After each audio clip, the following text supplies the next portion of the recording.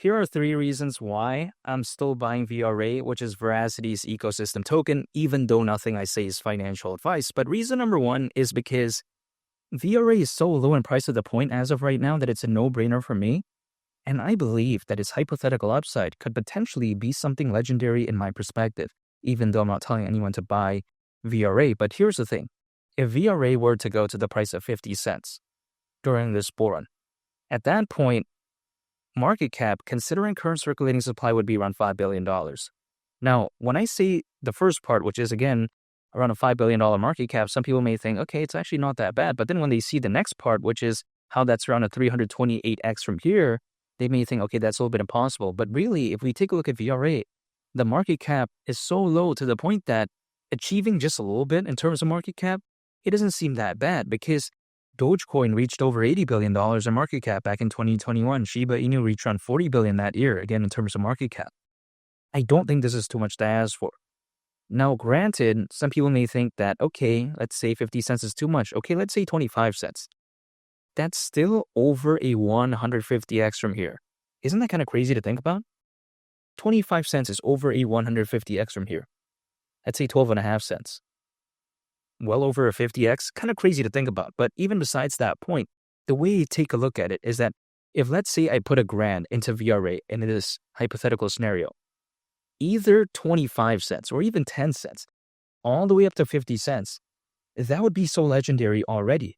That's more than hypothetically what something like Ethereum or like Bitcoin or all these, somewhat dinosaurs, people like to say, could do in the next 6 to 10 months.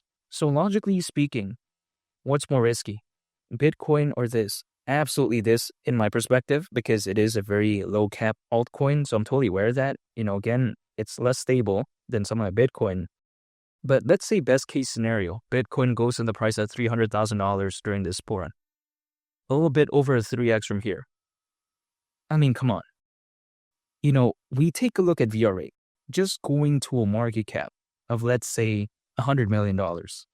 That's well beyond a 3x. I mean, that's kind of crazy, right? So really, what would have an easier time doing, let's say, even over a 3x? VRA or Bitcoin? Hands down, I would arguably say VRA. There's more risk though. But you know what? I'm not saying I'm only holding VRA, but it's one of my pieces in my portfolio because I want to take a chance on this because, yeah, sure, there's other meme coins out there as some people may view as very flashy or interesting, and they're cool and they're interesting. I believe in them too. But then VRA isn't a meme coin, and the market cap is incredibly low for an amazing project, which I believe is, in this case, in terms of the fundamentals. This is a no-brainer for me, really. Now, the way you take a look at it as well is that as of right now, I feel like the factors are a lot more bullish than back then. Now we have over 600 million crypto owners according to Crypto.com research, whereas in the peak of the 2021 bull run, we had around 300 million crypto owners. And this is kind of crazy to think about because Bitcoin has never seen $150,000 yet, ever, right, in history. Now, it might see it in the future, but I'm just saying, it hasn't reached that yet, and we already still have pretty much double the amount of crypto owners that we saw back in the peak of the 2021 bull run. So let's say Bitcoin goes to 150,000. Let's say 200,000, maybe 250,000, 300,000. Now, what would the amount of crypto owners be at that time?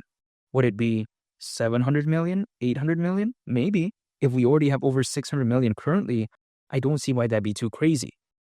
This is just my perspective though, but only time will tell. But I'm just assuming Bitcoin does do very amazing.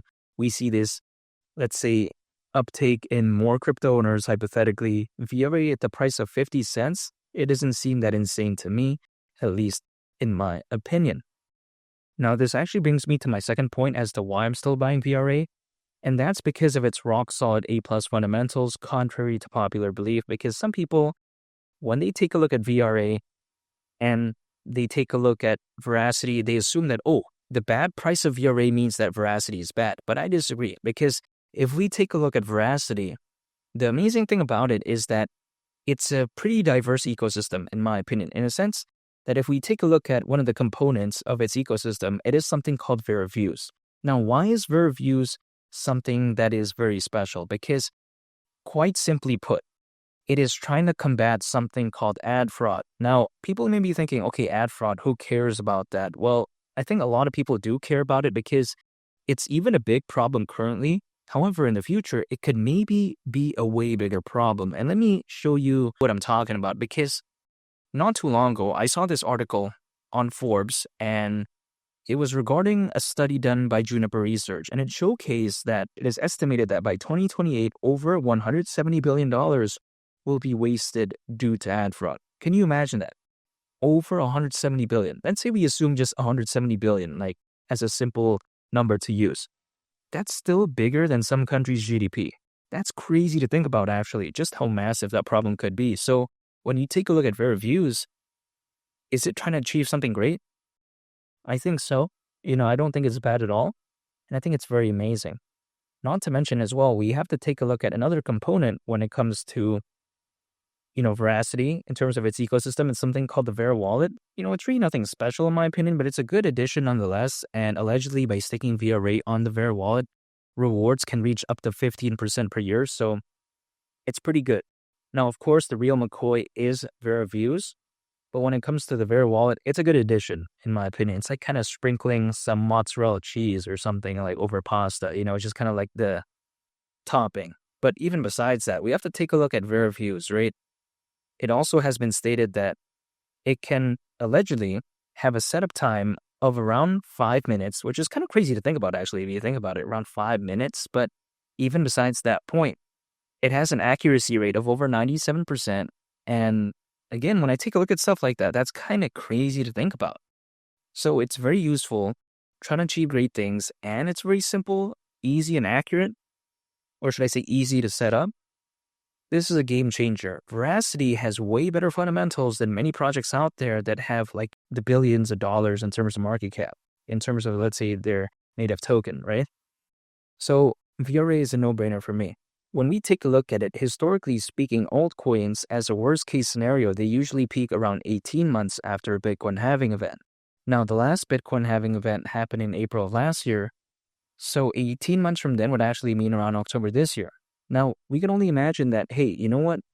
This isn't a surefire date. It's not a guarantee, because history isn't necessarily always going to repeat itself to an exact T.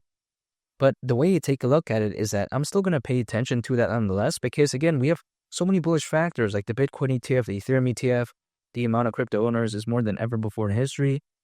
I just kind of feel like it's just a waiting game at this point. And even if, let's say, that around October date is not correct, let's say it's a little bit later, like in January of 2026 or whatever the case may be, you know what? It's fine, because I'll be accumulating more anyways. In the meantime, dollar cost averaging, anytime an income, acquiring, holding, and just waiting, and that's it. I'm going to stay patient. Instead of me pulling up a price chart, drawing random triangles, trying to draw SpongeBob, trying to draw Mickey Mouse, that's not going to do anything. If I draw random triangles on a price chart, the price is not going to listen to me, right? Like the market's not going to listen to me when I draw random stuff like that. Instead of that, I'd rather take a look at historical data. I'd rather take a look at the fundamentals of the project. And that's about it. And again, VRA at the price of 50 cents wouldn't surprise me whatsoever. And those are 3 reasons why I'm still buying VRA. And make sure to subscribe if you gain value from this video. I'd greatly appreciate it. It's me, the Captain, and I'll catch y'all on the next one. I'm out. Peace. Bye.